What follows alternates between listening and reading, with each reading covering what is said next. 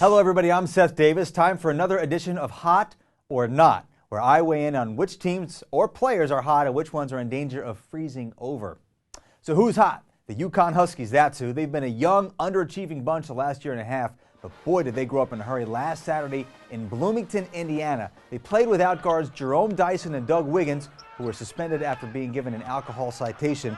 But UConn still beat the Hoosiers in Assembly Hall, where they hadn't lost in 29 games.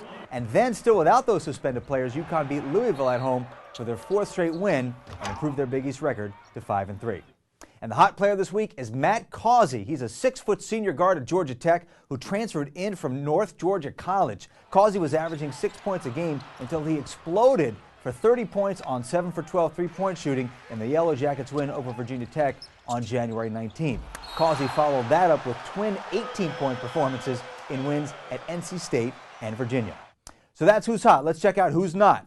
Well, the team is Miami. 2 weeks ago, the Hurricanes were 14-1 and ranked 21st in the AP poll. Since that time, they've lost 4 out of 5, including 2-point losses at North Carolina State and Wake Forest.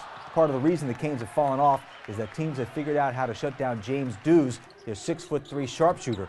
Dews has averaged a little over 6 points in his last 4 games.